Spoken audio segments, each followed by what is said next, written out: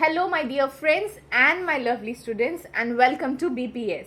Today, we have brought to you a topic. This topic is somewhere or the other related for your exams. You will need to know the events in this topic, but then we have linked this topic to a scenario in the news right now. The whole country is burning. People are burning in shock, people are burning in anger, people are burning in being deceived. The whole scenario in the country is really very grim right now for what happened in Kolkata really very recently. So here today we are not talking about what happened in details. I am not talking, or I'm not creating headlines here by narrating the whole incident. This is really a very nerve wracking incident, as well as you get goosebumps thinking about what if it was me, right? So this is not something that I'll be talking about right now. I will be talking about something that the newspapers are not talking currently. The reason is people are more and more concerned what happened, what is the situation going on right now. But there are other factors that needs to be known. As citizens of this country, as well as the people who are preparing for your civil service examinations, you are going to hold really very good positions where you can make changes, right?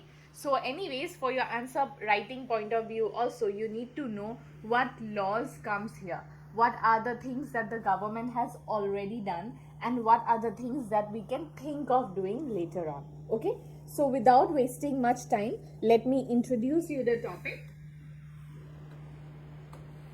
So the topic for today is social justice. It is via a look into the Kolkata rape murder case. So I'm going to deal with a topic that somewhere or the other comes under the social justice section. Okay, so let's move ahead. Giving you a brief about what happened is that at the stroke of midnight, as India completes 77 years of independence, the soundscape of protest changed. You already know what has happened in Kolkata very recently. So, exactly on the eve of Independence Day, when everyone is busy, with their status ready for your WhatsApp updates, as well as for your Instagram pages and all, the a part of the country who has been traumatized by what happened in Kolkata, they were protesting on the roads. And this time, even the news reporters who were taking out footages of the protest, even they felt a sudden change in their mind at that moment, because it was completely a candle march, a very silent protest going on, and it was 12 o'clock midnight, and then suddenly the air filled with spontaneous chorus of the national anthem. Then it began raining, but the protesters walked in the rain or holding umbrellas over their head. You can imagine these people. Most of these people are doctors there. The doctors have come out to the streets, as well as they have also asked socially the people to come and join them in this cause. Yes, everyone in every way has joined in this cause some way or the other. But that scenario, after 77 years of independence, this has happened for the first time, where the people are actually fighting for a cause, and all of the people are together on the road singing the national anthem, singing praise to the country, Bharat Mata, that don't let us down. There is something we are asking for, that is justice for whatever happened to the girl. We are not naming the girl here, we are not naming anything. She is a victim here, so she deserves justice, and justice needs to be given in such a situation, so that such kind of scenarios doesn't happen again. Because in the end, that girl might be replaced by someone like you and me, right? So this is the scenario, and let's move ahead by finding out what exactly happened. We will do a complete brief about the scenario. So what happened in RG Kar Medical College? So this is a government run medical college in Kolkata. So this is a topic that is all the time in search. Okay, internet is filled with searches that talks about what happened in RG Kar Medical College. So exactly what happened is that when the medical practitioners, the young doctors, when they are doing their PG, they have to work really very hard. Okay, so what happens is that sometimes about 36 hours shift is required. So imagine it's more than 1 hour, 1 day. Okay, 24 hours make a day, right? So it's more than 1 day. So 36 hours of working has made her get very exhausted. She was very exhausted at that moment. And then what happened is that she did not have the energy to go somewhere, find a place and sleep, probably not in the dormitory or something like that. So what happened? She went to the seminar room. Probably there was AC or something. I'm not giving you the complete scenario. I'm just giving you a highlight about what happened. So in the seminar room, she fell asleep. Okay, because she was already exhausted. She fell asleep, but then next morning, her colleagues find out she was half naked, and then she was in the podium where the seminars are held, and then she had injuries all over the body. So all these things happen inside the medical college hospital. Okay, so here everything is there in the neighborhood, it's in the same premises where any other victim is brought and the doctors take care of. Here the doctor herself is there in that situation, and her colleagues find out about it, and then she is later examined. That is how the news came up. Okay, I'm not going into too much details into what happened and how it happened and all, so you can watch the news about it. But I want to talk about something that is exam centric. Okay, so what are the provisions against rape in Indian context? So let's find out those. So in India, what happens if there is a rape? As per section 375 of the Indian Penal Code, rape is committed by a man when he has sexual intercourse with a woman under any of the following circumstances. So it's between a man and a woman situation. So this is something discussed in the section 375 of the IPC, Indian Penal Code. So what happens here is that under this subsections, if a man is trying to move against the woman, and that is against her will, okay, that is point number 1. Without her consent, that is point number 2. With her consent obtained by using fear of death or hurt against her or someone else she cares about, that is point number 3. Means there is one that someone coming to me and trying to touch me against my will, that is point number 1. Someone trying to touch me without my consent, not asking my permission, that is point number 2. And then someone using certain things, like someone is telling me, come do this, let's do this, or else I'm going to harm your brother, I'm going to harm your father, I'm going to harm your mother, or your sister is somewhere there locked, and just that the person is saying that if you don't allow, I'm going to rape your sister, something like that, and that might cause an impact in my mind, and I might allow the person to rape me, okay, or get physical with me. So this is point number 3. So these are the first 3 reasons based on which a person can be called a rapist in our country. Okay, there are more reasons, let's find out. So with her consent, knowing that he is not her husband, she believes he is another man to whom she is married, or believes herself to be lawfully married. So that is point number 4. Means the person got my consent, but on the premise that I am thinking that this is the guy I am spending my whole life with. I am married to this person, or I think that this is the exact person to whom I am married to. For example, if I am married to a man called Ram, but I don't know how Ram looks like, okay, and Mr. Sham comes, and I think that this is Mr. Ram, and I actually feel, that he has right over my body, he's my husband, that is what I think, and I allow him to get physical with me. But then that is on the pretext of telling me a lie, right? So that is also a reason that I have consented, given my consent, but I actually don't know exactly who this person is. Okay, this is point number 4. Now point number 5.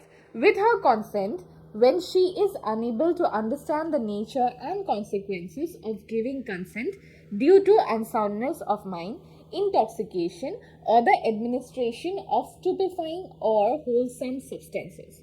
So what if I am going out for dinner with my friends and someone mixes something, okay, in my food? Maybe someone has given me alcohol, someone has mixed some medicine in my food and all, and I am not in a conscious state. If that happens, means in that unconscious state, someone can come and touch me. Okay, I will not be fully aware to not let that person stop. Okay, if I am not fully aware of the scenario what is happening and I actually allow that person to get physical with me, means in that scenario that person is mentioning that I have given a consent, but then in reality I was intoxicated. So that is another reason through which a person can be called a victim of a rape incident. Okay, with or without her consent when she is under 18 years of age. If I am under 18 years of age, even if there is consent or there is no consent, the scenario will be termed as a rape incident.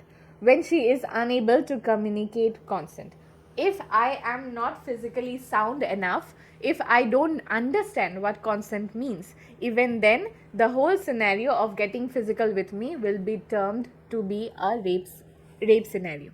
Okay, so these are the basic information that I am giving. There are underlying many changes, many adaptations, there will be a lot of things, but then from exam centric point of view, these are the basic things that you need to know.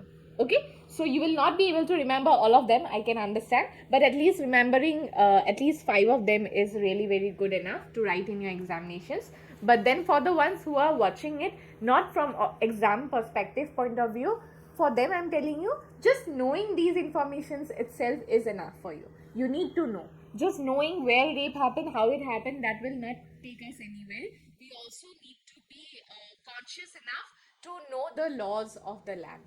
Okay, so moving ahead,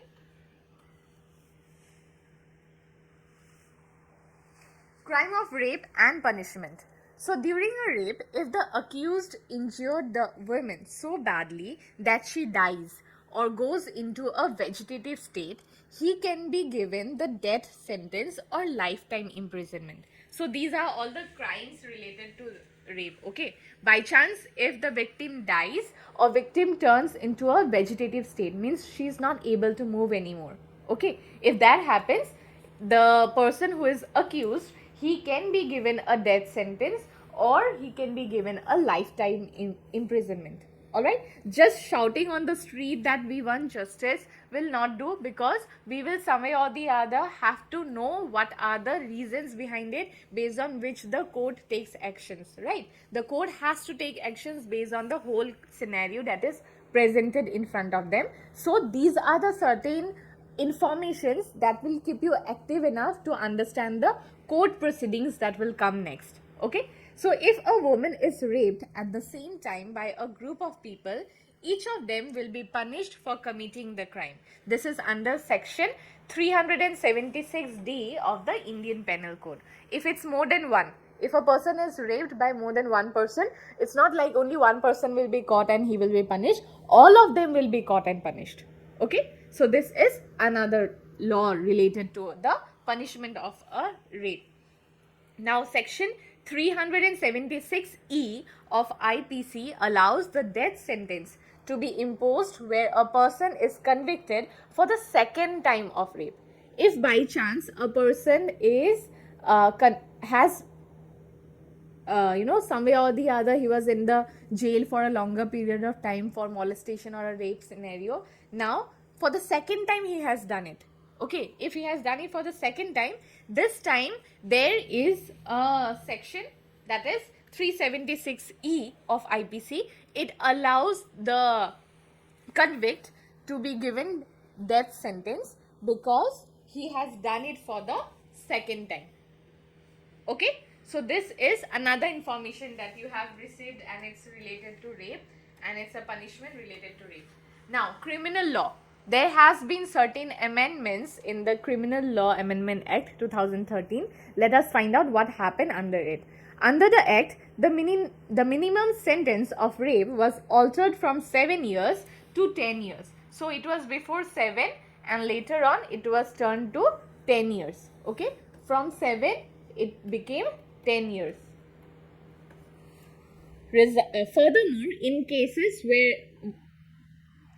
Furthermore, in cases which resulted in the death of the victim being left in a vegetative state, the minimum sentence has been duly increased to 20 years. So, by chance, if the victim is in a vegetative state means if, for example, the person is raped and she is not able to move anymore, she is in bed, she is under medications, and her, most especially her sense, the five senses that we have, right, those are not working anymore, she is not responding to anything.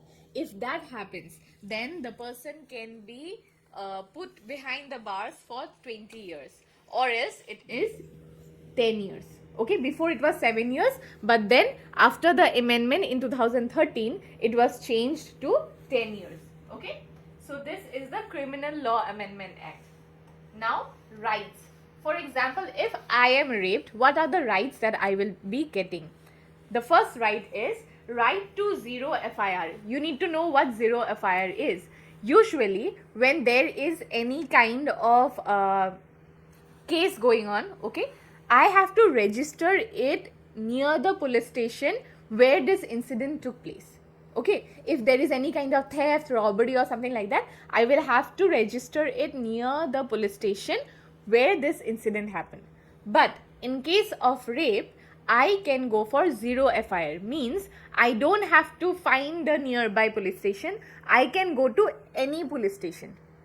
Okay, if by chance something happens in Delhi, I can come home, I can go to the police station just next to my home, and there I can file for a zero FIR. So this scenario is called zero FIR. So in case of rape, the victim can go and file a zero FIR. No questions will be asked. Okay, then free medical treatment. No private or government hospitals can charge fees for the treatment of rape victims. Section 357C of the Code of Criminal Procedure. So CRPC section 357C says that if by chance the victim goes to the hospital is not going to charge for any fees because she is going for her aid. She is not in a state of mind where she is going to pay a fee. So just to make things, normal at that scenario, neither a private hospital nor a government hospital can ask for fees for a rape victim. Okay, then no two-finger test. This is a test that the police would usually perform just to check, if the victim who is narrating the incident is speaking the truth. So they would use a two-finger. This is a two-finger test. So this test was complete, it was very much in use at a point of time, but this is also somewhere or the other faulty. So now, very recently, this whole test has been removed. Okay, because this test has also turned out to be faulty. So the whole test has been removed and there will be no two-finger test for the victim. She can herself just go and report about what happened with her to a police station. Right to compensation. A new provision has been introduced as section 357A of the CRPC, which states the victim compensation scheme. So she is given certain kinds of compensation because after the incident happens, she also has to go through a large number of rehabilitation to come out of that trauma. Okay, and a large amount of money will be used on this. Going for medical treatment is different. Going for counseling is completely different. Going for any kind of rehabilitation is different. So there is, a large number of amount is required. And later on, if you also go for any kind of, court, then if you hire a lawyer for yourself, you will also have to pay the lawyer. So these are other things that also comes added to the scenario, right? And then there is again the society blaming you. Those things are also playing a leading role there in the back of the mind. So there is a compensation. There is right to compensate the victim of all the things that she had to go through during this process. Okay, so this has been given to the victim by section 357A of the CRPC, means criminal procedure, code of criminal procedure. Okay, CRPC, this is what it is. So these are certain rights that the victim gets after she moves ahead and complains about what she has gone through. Now, way forward, we have till now discussed about the incidents happening, the laws that are helping the victim, the ways in which the culprit will be accused, or you can say will be looked back into when the justice will be declared, and also all the benefits that she is getting from the country. Okay, these are the basic things that we know, but yet these kind of incidents are happening again and again. These kinds of topic are all the time in the news, and we need to put an end to it, right? So we need to come up with more better solutions to these problems. So let's find out what are the way forward. Okay, what are the I'll say what are the different changes that we can expect or we can create in the future. Okay, implement stricter laws and harsher sentences for rape offenders to reflect the crime's severity and deter others. So this is one.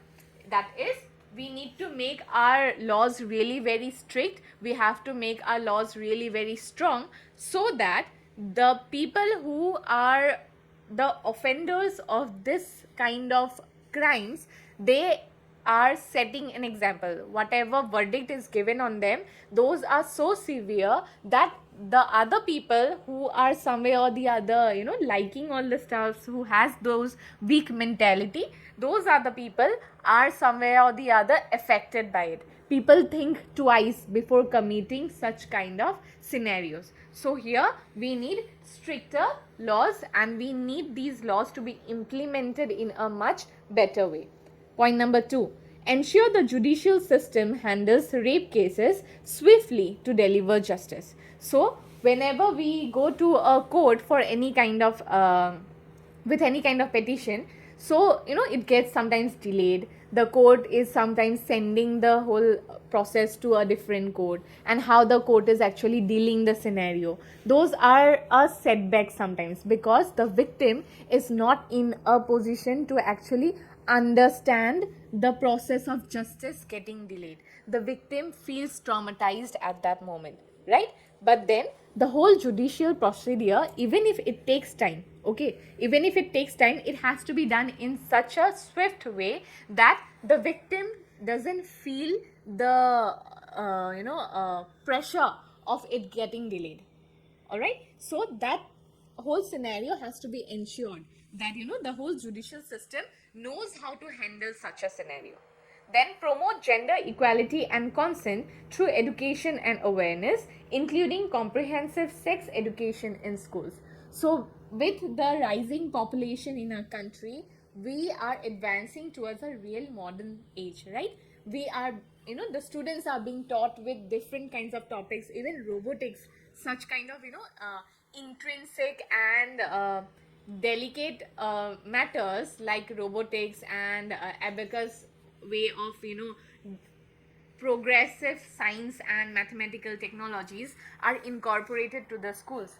But then the basic informations of good and bad touch, of getting consent, of what is right and what is wrong, how to behave and how to actually deal with scenarios, and also the main basic thing, that is gender equality. These are certain things that are not taught in the schools. Students learn it themselves because of social media and stuffs and all, and of all the different podcasts and stuffs and all, which is available easily. But teaching things in a correct way in the schools is really very necessary, and that can actually create a better tomorrow if that is done properly in a very organized manner. So this is point number 3 of way forward, what we can expect in the future. Okay. Support rape victims with legal aid, counseling, and rehabilitation, ensuring their anonymity and safety.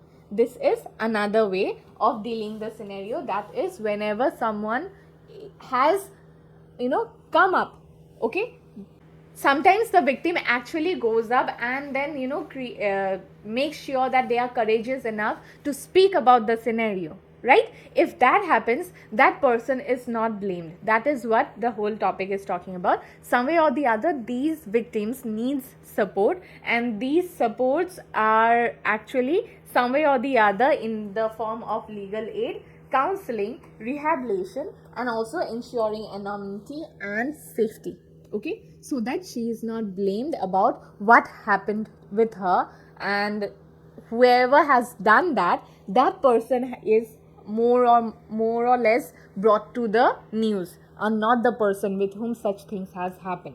And train police and judicial staff in gender sensitivity and victim focused procedures, ensuring proper investigations and victim friendly court processes. So even the people who are going to tackle with the case, those people needs to be trained as well about how they can move ahead with the whole case, how they are going to focus on the victim, how they are going to actually charge cases against the culprit. Those all things, has to be done in a very victim friendly manner, so that the victim doesn't feel pressurized and traumatized just because she had the guts to speak up, okay. So these are certain way forwards in which we expect that such scenarios can be handled in the future.